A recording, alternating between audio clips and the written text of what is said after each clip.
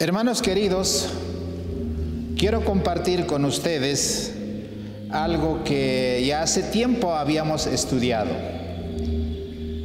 Es cómo podemos entender la palabra Gaal, que en el hebreo significa el pariente cercano.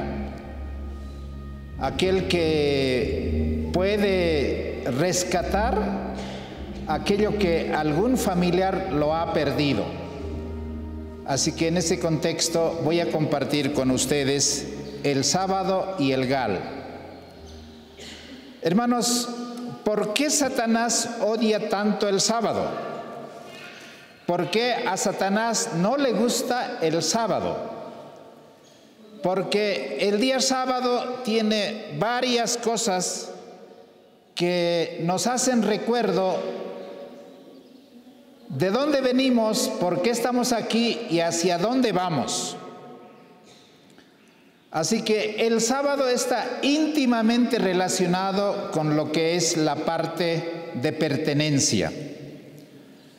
Apreciados hermanos, ¿de quién es este mundo? ¿De quiénes son los que habitan? ¿A quién nosotros pertenecemos a pesar del pecado donde Adán y Eva cayeron? Así que el sábado nos está diciendo de que efectivamente hay un Dios creador del cielo y de la tierra.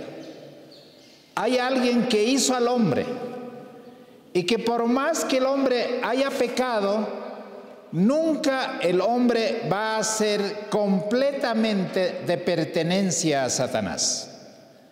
El día sábado cada vez nos está haciendo recuerdo que efectivamente Satanás ha engañado a nuestros primeros padres, pero también en Gaal, el pariente cercano, podemos ver cómo cada sábado, cada 7 días, cada 7 años, cada 50 años la historia se repite.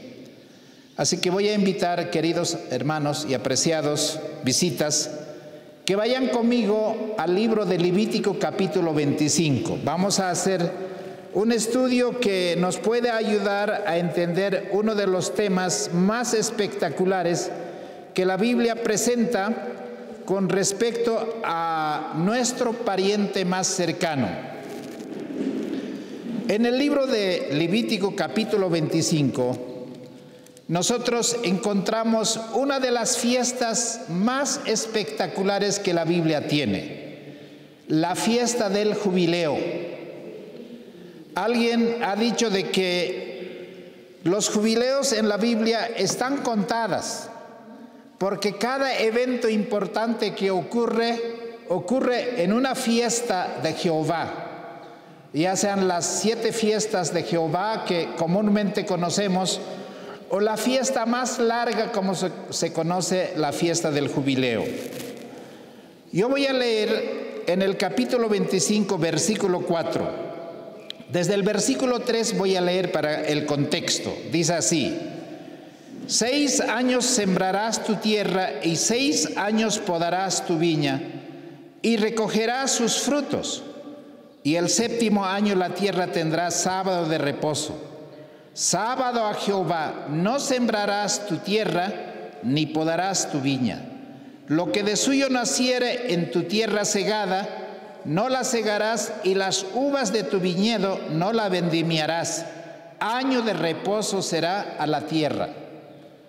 Hermanos queridos, cada 7 años la tierra tenía que descansar. ¿Cómo sería si nosotros practicáramos esta economía actualmente, la humanidad que viene sobreexplotando la tierra? ¿Qué es lo que hacía el pueblo hebreo?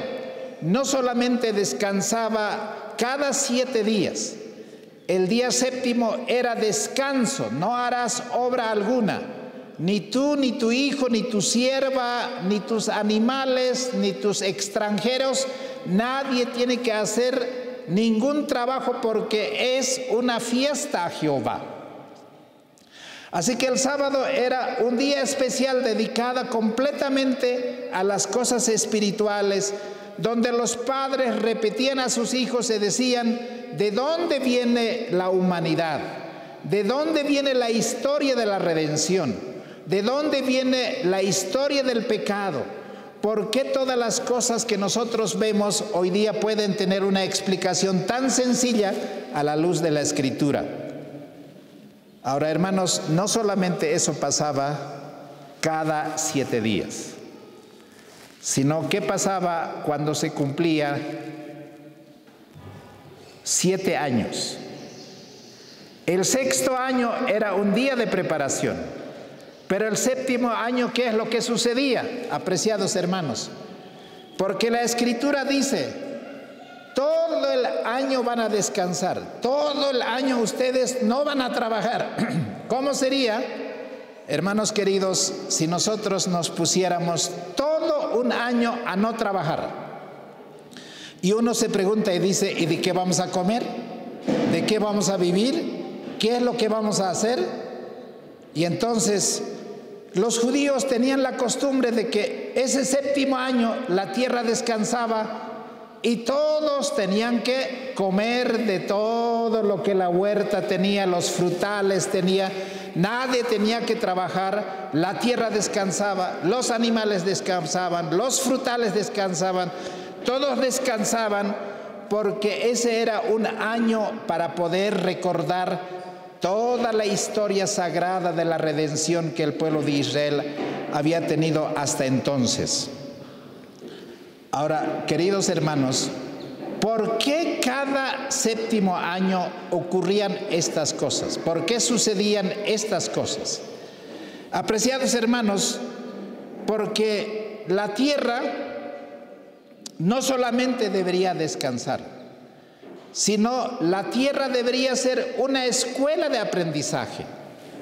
¿Qué es lo que nosotros hoy día hemos perdido? No solamente para descansar el sábado, para recordar las cosas que Dios tiene para que podamos recordar, sino también las cosas que tenemos que aprender. ¿Qué cosas son las cosas que tenemos que aprender? Entonces, en el versículo 8 dice así, capítulo 25, versículo 8: y te has de contar 7 semanas de 7 años, 7 veces 7 años, de modo que los días de los 7 semanas de años vendrán a hacerte 49 años.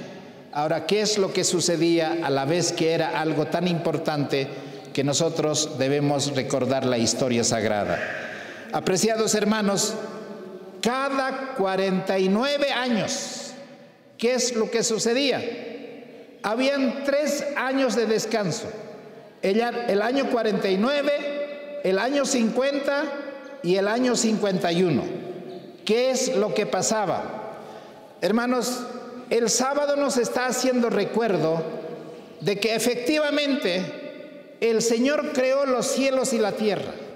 A nuestros primeros padres lo puso en el huerto del Edén, para que lo labrasen, para que lo cuidasen, para que la familia sea feliz y que viva eternamente por un tiempo de prueba, para que después ellos puedan formar la familia celestial completa, para poder completar esa familia que había sido echado del cielo cuando los ángeles se rebelaron contra el Creador del cielo y de la tierra. Ahora, queridos hermanos, ¿qué es lo que pasaba con el transcurrir del tiempo? Adán y Eva perdieron el huerto del Edén. Adán y Eva perdieron la inocencia. Adán y Eva perdieron la vida eterna. Ellos perdieron el hogar edénico. Ellos perdieron la ropa santa que les cubría. Pero ¿qué hacía el sábado, hermanos, para que Adán y Eva recordasen de que todo esto no estaba perdido definitivamente, sino que había un tiempo en que efectivamente pareciera que todo está perdido, pero se ha de recuperar porque habría un pariente cercano, habría un gol, aquel que rescataría aquello que el hombre había perdido. Y entonces, ¿ellos qué pasaban? Si alguien, por ser pobre, porque no les fue bien la cosecha, perdió la tierra, vendió la tierra, no pudo pagar la tierra y entonces siguió endeudándose y perdió no solamente toda la propiedad, sino también él mismo se vendió como esclavo para pagar esa deuda. Y no solamente él mismo se vendió, sino también se vendió a su propia familia, su esposa y sus hijos.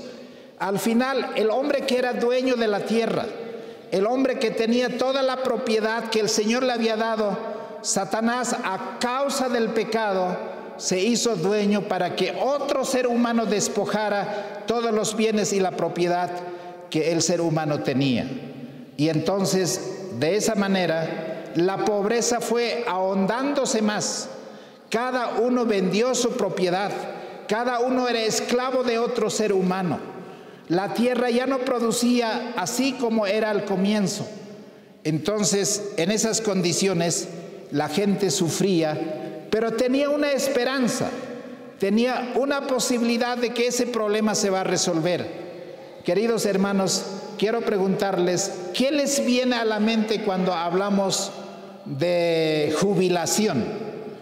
¿Qué les viene a la cabeza cuando hablamos el hermano se ha jubilado o la persona se ha jubilado? ¿Qué es lo que se supone que está sucediendo? ¿A quién se le dice que se ha jubilado? Aquel que ha terminado su ciclo de trabajo, de vida útil en el trabajo. Y el jubileo tiene que ver con esa jubilación. Entonces, el año 50 la gente esperaba y decía, bueno, si yo me hubiese vendido y mi esposa está trabajando en otra hacienda, mis hijos están trabajando para otro y la tierra no me pertenece, nos hemos vendido todos por causa de la pobreza. Y entonces uno pensaba y decía, no te preocupes porque el año 50 pronto va a llegar. El año 50 va a llegar porque es el jubileo, donde vamos a poder reunirnos la familia, donde ya no habrá alguien que no tenga su tierra, ya no habrá alguien que sea esclavo de otro. Y entonces las trompetas sonaban y entonces anunciaba ese año 49 y comenzaba la trompeta a sonar, el shofar. Y entonces la gente decía, este año es el año del jubileo. Por tanto, cada uno va a regresar a su tierra, a su propiedad, y va a recuperar lo que un día había perdido. Apreciados hermanos, ¿no les gustaría recuperar a las personas que han vendido su casa, un día recuperar su casa? ¿No les gustaría recuperar los años que han perdido, que ahora quizá ya somos más viejos, recuperar la juventud, la inocencia, la santidad, la justicia, la verdad? Son cosas que nosotros hemos perdido a consecuencia del pecado.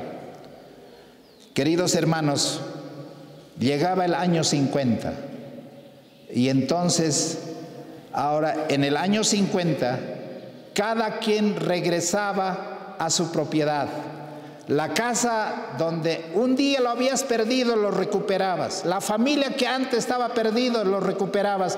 Y entonces, hermanos queridos, todo volvía a su dueño original y entonces había fiesta porque, hermanos, la tierra nunca se venderá para siempre.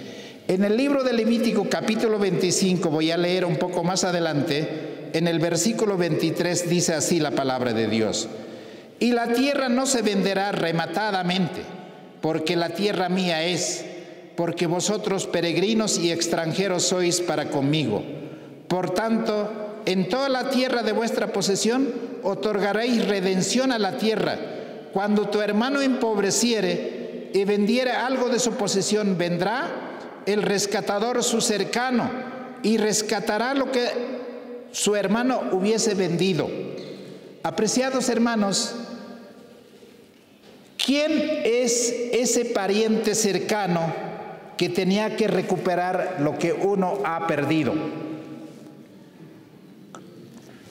Queridos hermanos, alguien tiene que tener un pariente cercano. La tierra no se venderá para siempre.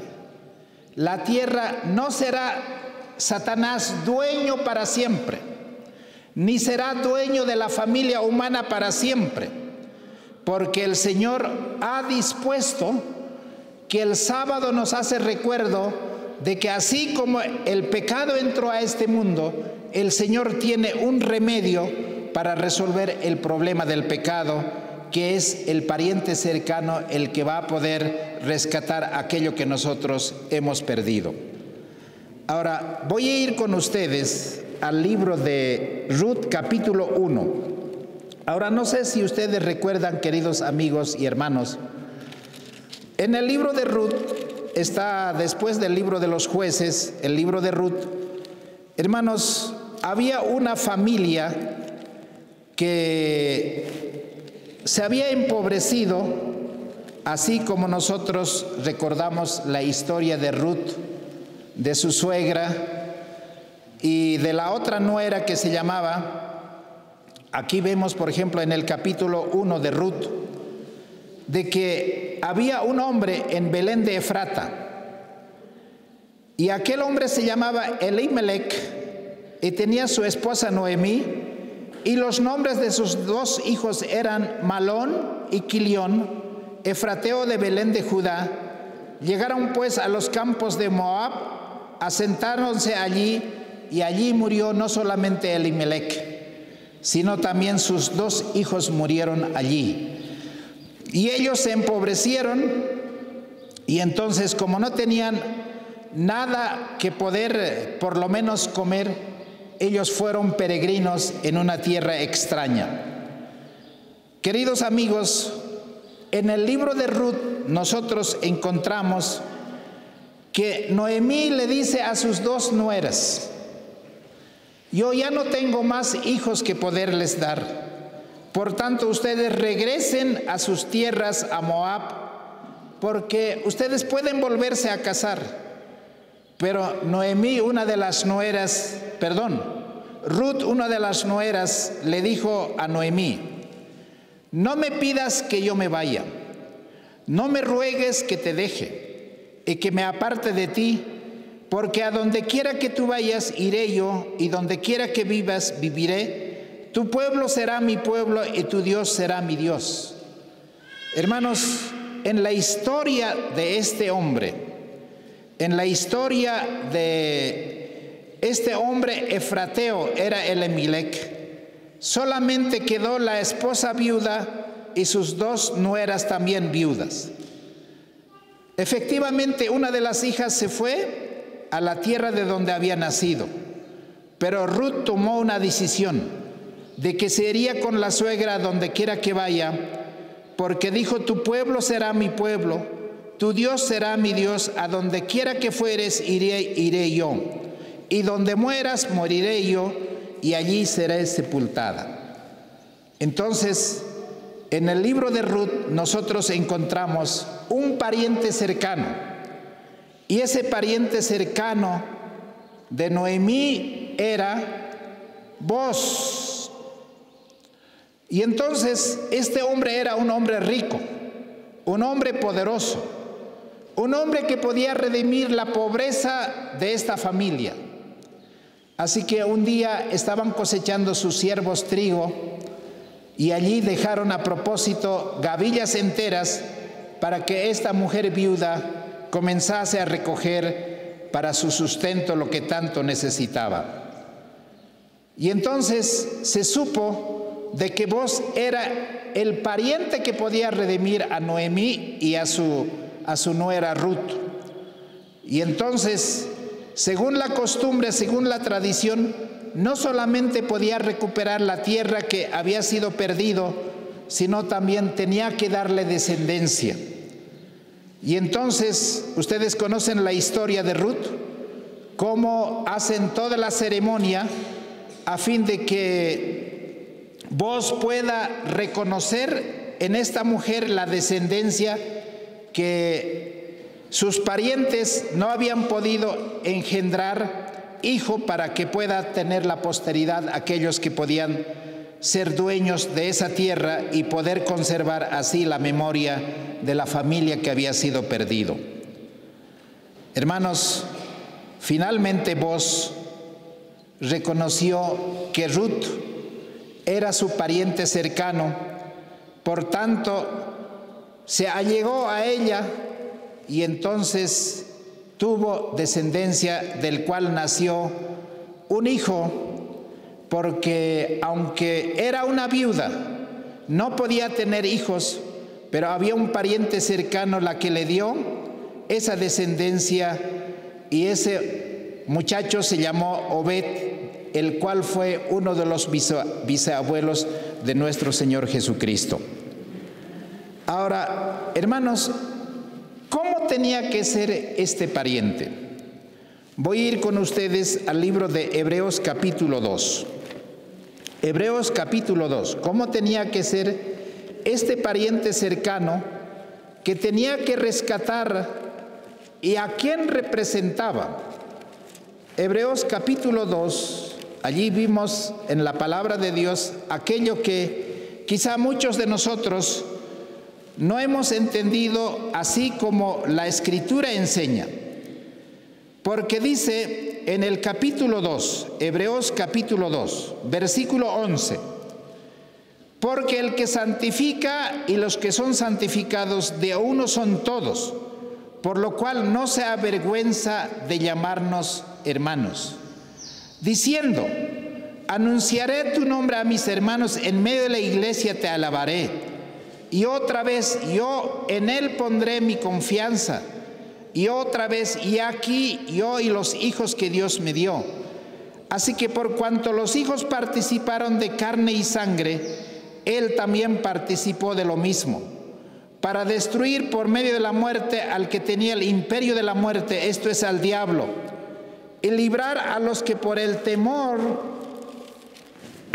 de la muerte estaban durante toda la vida sujetos a servidumbre, porque ciertamente no tomó para sí la naturaleza de los ángeles, sino que tomó la de la simiente de Abraham, por cuanto le era preciso ser en todo semejante a sus hermanos, para venir a ser misericordioso y fiel sumo sacerdote en lo que a Dios se refiere, para expiar los pecados del pueblo. Porque en cuanto él mismo padeció siendo tentado, es poderoso para socorrer a los que son tentados. Apreciados hermanos, aquí hay un mensaje poderoso que debe llamar nuestra atención. Hay un hermano, alguien que se hizo pariente de nosotros, aquel que no se avergüenza de llamarnos hermano. Ahora, ¿qué condición tomó Jesús para llamarse nuestro hermano? Él vino a esta tierra, tomó nuestra condición humana. Él se hizo pariente con nosotros. Él se hizo de nuestra carne y de nuestra sangre. Así que anunció el nombre a toda la congregación de los hijos de Dios, para que en medio de la iglesia de Dios nosotros podamos tener confianza que somos hijos de Dios en la sangre de Jesucristo, porque Él participó de carne y sangre. Él también participó, igual que nosotros, para ser nuestro pariente cercano, porque Él, para poder destruir aquel que tenía el imperio de la muerte, aquel que tenía el poder del sepulcro, aquel que tenía el poder del pecado, hermanos, era preciso que Él tomase nuestra condición humana. Él se hizo de carne y sangre igual a nosotros, para poder destruir aquel que tenía el imperio de la muerte, esto es, al diablo, y librar a los que por el temor, hermanos, de la muerte estaban durante toda la vida sujetos a servidumbre, porque ciertamente no tomó para sí la naturaleza de los ángeles. Él no vino a socorrer a los ángeles que habían caído, sino vino a socorrer a la simiente de Abraham. Y nosotros somos de la simiente de Abraham, porque era preciso que Jesús sea en todo semejante a sus hermanos para venir a ser misericordioso y fiel sumo sacerdote en todo lo que se refiere para expiar los pecados del pueblo. Porque en cuanto él mismo padeció siendo tentado, es poderoso para socorrer a los que son tentados. Pero hermanos, ¿en cuál humanidad vino Jesús a esta tierra? ¿En cuál humanidad se transformó en nuestro hermano? Hermanos, en el capítulo 5 del mismo libro de Hebreos, en el versículo 8 dice así: aunque era hijo, por lo que padeció, aprendió la obediencia. Jesucristo nuestro Señor vino a esta tierra para aprender la obediencia. No tomó la naturaleza antes de la caída de Adán. Él tomó la naturaleza después de 4000 años de pecado para poder sufrir la suerte que el ser humano tiene que sufrir. Él no es ajeno a nuestras dificultades, a nuestros problemas.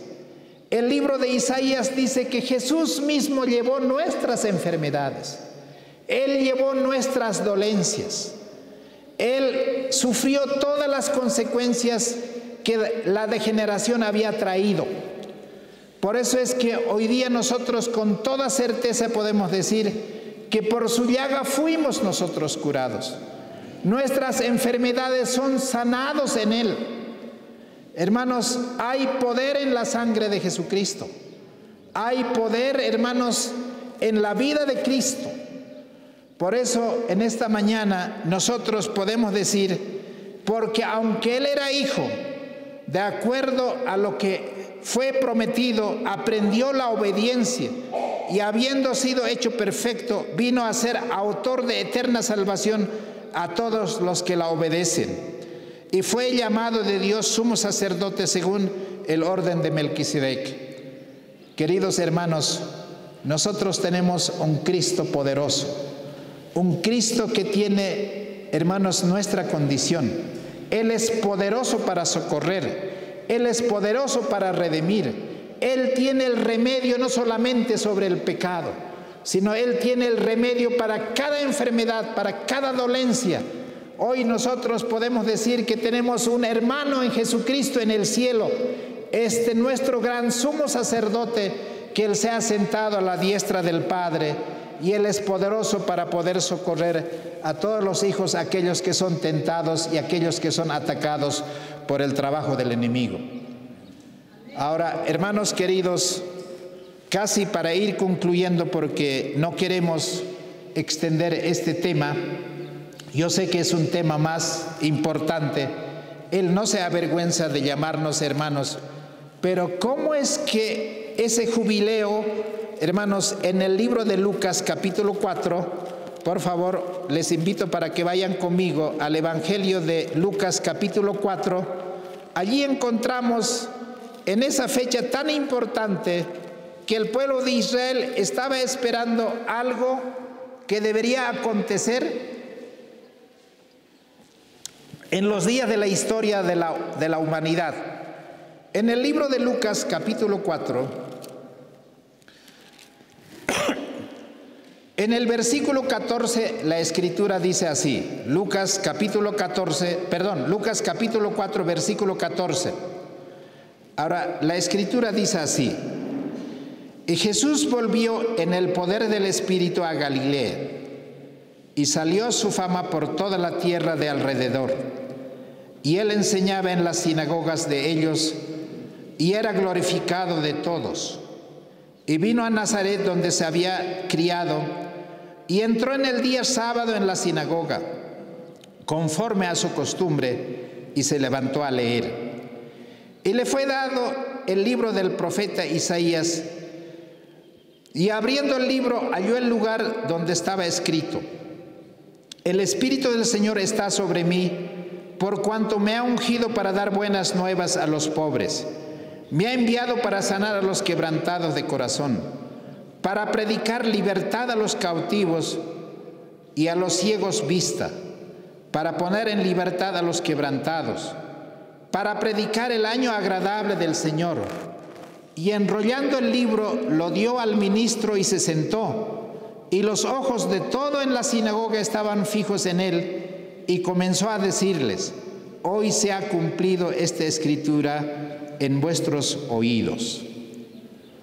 Hermanos queridos, aquel sábado era un sábado especial, porque era un sábado de júbilo, era un sábado que no podía pasar desapercibido este gran acontecimiento.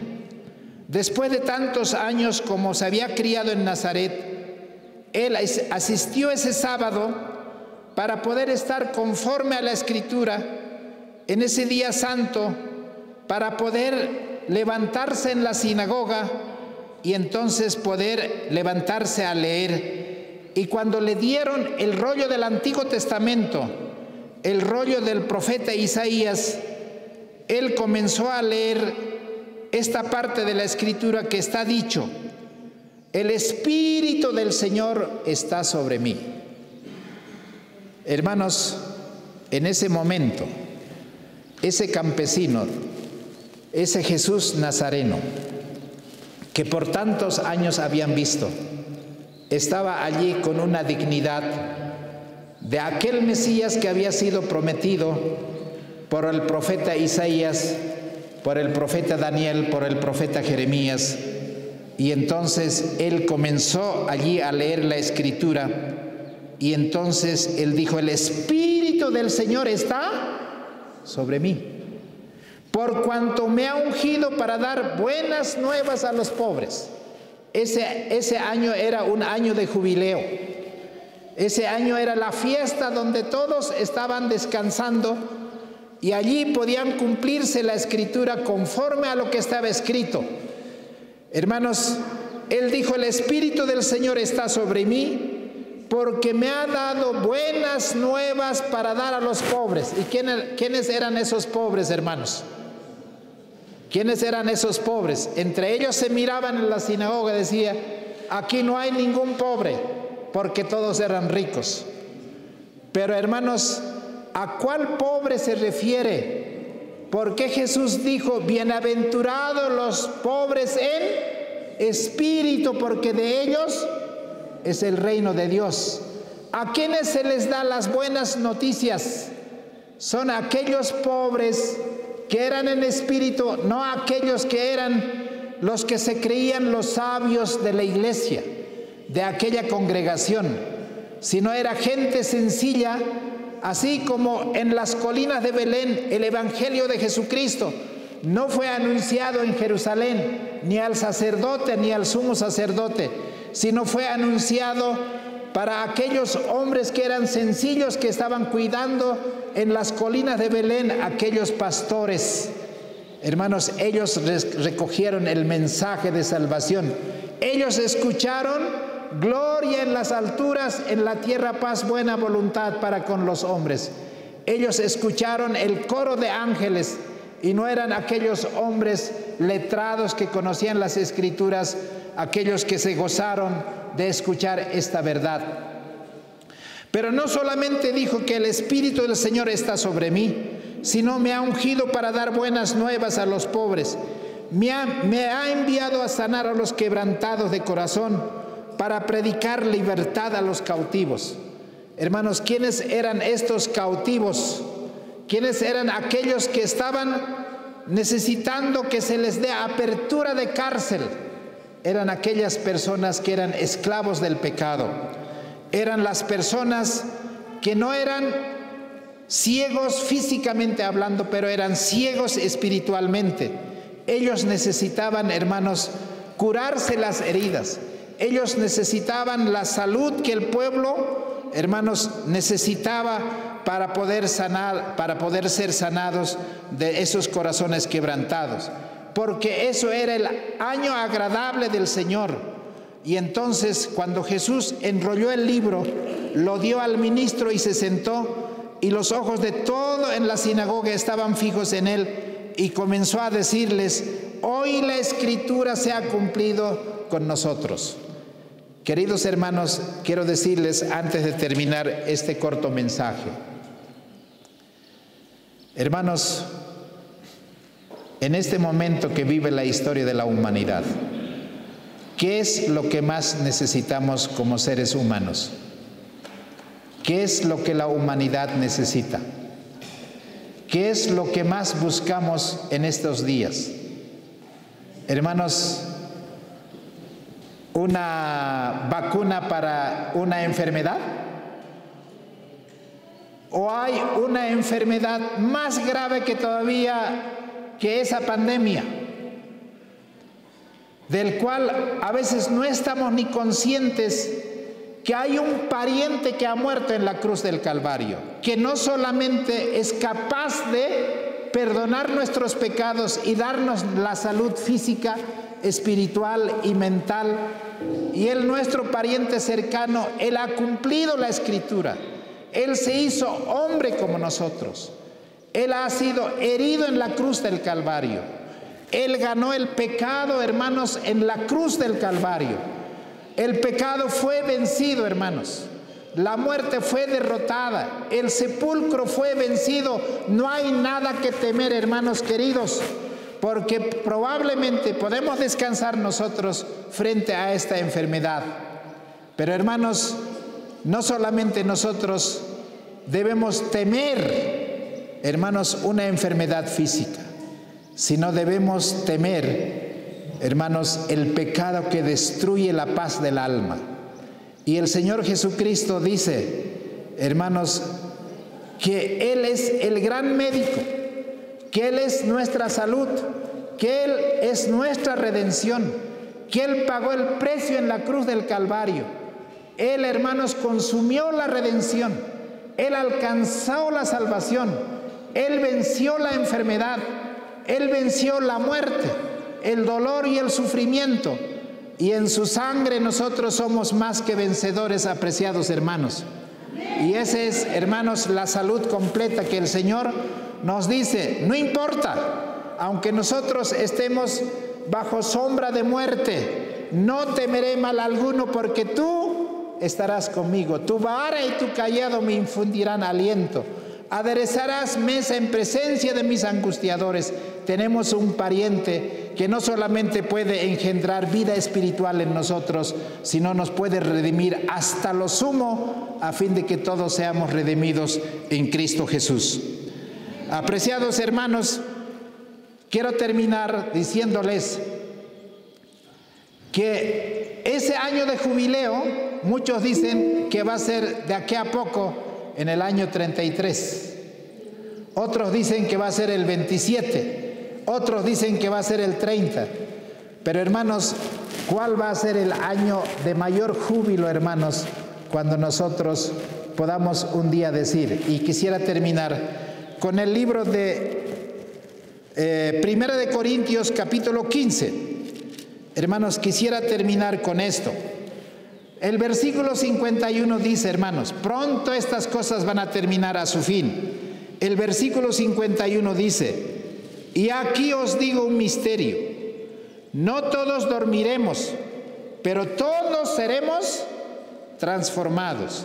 En un momento, en un abrir y cerrar de ojos, al final trompeta, porque tocará la trompeta y los muertos serán resucitados e incorruptibles, y nosotros seremos transformados, porque es necesario que este corruptible se vista de incorrupción y este mortal se vista de inmortalidad.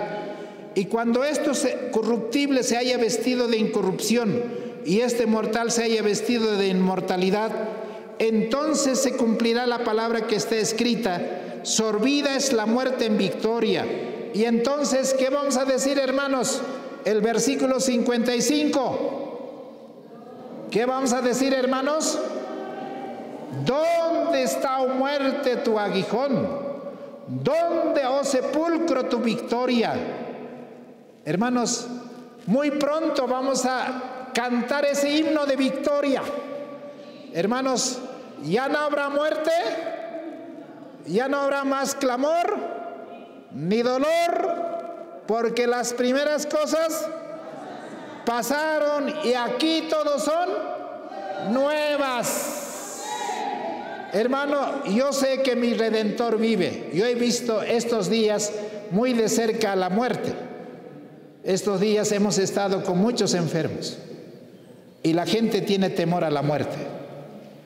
Pero hermanos, nosotros no tenemos temor a la muerte, porque si creemos en Jesús, Él es la resurrección y la vida.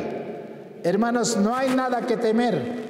Puede que descansemos en un breve tiempo, puede que pasemos al sepulcro, pero cuando suene la trompeta, hermanos, ese pariente cercano del cielo va a venir con millares de ángeles en busca de ti y en busca de mí. Y entonces yo voy a decir: ¿o dónde, oh muerte, tu aguijón, tu sepulcro, oh victoria, dónde está? ¿Dónde está? Hermanos, porque el Señor Jesús ha vencido completamente y nosotros hoy podemos gozarnos en la resurrección de Jesucristo, en la salud de Jesucristo, y hoy somos más que vencedores por la sangre preciosa de Jesucristo. Hermanos, no hay nada que temer. Confiemos en la salvación de Jesucristo. Él es nuestro pariente, Él ha ganado la victoria y Él pronto vendrá a buscarnos, y nosotros, hermanos, pronto nos reuniremos la familia y ya no habrá, hermanos, ninguna muerte, no habrá nada que pagar, porque todo está pagado. El pariente cercano ha cumplido todo, ha rescatado, hermanos, la muerte, hermanos, ha vencido el sepulcro, la enfermedad. No hay nada que temer. En Cristo Jesús somos libres. Por eso nos gozamos y nos alegramos en esa salvación. Hermanos queridos, para nosotros la muerte efectivamente es una ganancia, hermanos. Vamos a pasar, este cuerpo puede pasar al descanso, pero un día nos vamos a levantar y vamos a decir junto con Señor Jesucristo: ¿dónde, oh sepulcro, tu victoria? ¿Dónde está la muerte? ¿Dónde está el poder? Hermanos, y el apóstol Juan dice: vio un cielo nuevo y una tierra nueva, en las cuales moraba la justicia. Ya no había muerte, ni clamor, ni dolor, porque las primeras cosas pasaron. Y entonces, y aquí vamos a recibir otra vez, querido hermano, ¿la tierra será otra vez nuestra o no? ¿La vida será otra vez nuestra o no? Para siempre. Ya no envejeceremos, ya no habrá hospitales, ya no habrán sepelios, ya no habrán médicos, ya no habrán farmacias, ya no habrá nada que este mundo hoy día solamente nos puede traer dolor y sufrimiento. El Señor Jesús viene pronto y nuestro pariente cercano dice: esperen un rato, esperen un momento, y aquí la tormenta va a pasar y pronto la noche termina y entonces viene un nuevo día. Entonces nos gozaremos y nos alegraremos en esa salvación. Que el Señor les bendiga, y con esta esperanza nos vamos a alentar, en esta esperanza nos vamos a gozar, y en esta esperanza vamos a recuperar la salud, para que todos, hermanos, podamos terminar la predicación de la palabra y poder vivir esta vida que nos toca vivir en esta situación difícil. Quisiera, hermanos, terminar con una corta oración. Por favor, voy a pedir que la hermandad se arrodille para que podamos terminar con una oración. Oremos. Padre amantísimo, gracias porque tenemos un pariente cercano que se llama Jesucristo, nuestro gran sumo sacerdote, que Él, Señor, en nuestra carne, en nuestra sangre, está delante de ti para poder garantizar nuestra salvación. Que cada oración, que cada ayuda que nosotros clamamos en esta tierra pueden ser contestadas por su mérito y por su justicia. Gracias, Padre, porque hoy día este mundo sufre, Señor, de esta pandemia, de esta enfermedad, pero, Señor, no queremos nosotros vivir sin esperanza. Tenemos a ese gran conquistador que venció la muerte, que venció el pecado, que venció a Satanás, que le pisó la cabeza de la serpiente. Señor, Satanás no tiene nada que reclamar en nosotros, porque hoy nosotros somos victoriosos en Cristo Jesús, porque Él ha comprado nuestra salvación en la cruz del Calvario con su preciosa sangre.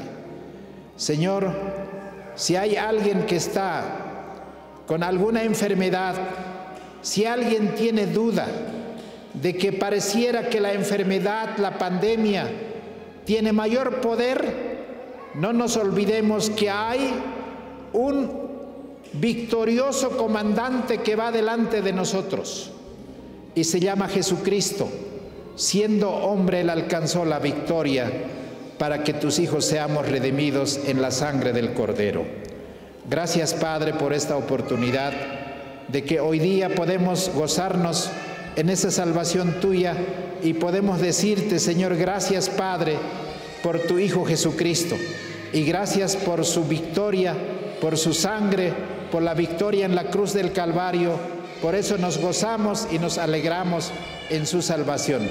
Gracias, Padre, por todo. Te agradezco en esta mañana por haber compartido tu palabra y gracias porque eres generoso con nosotros. Pedimos una vez más que el nombre de Jesucristo sea glorificado y que sea, Señor, bendito por todos los siglos y por toda la eternidad.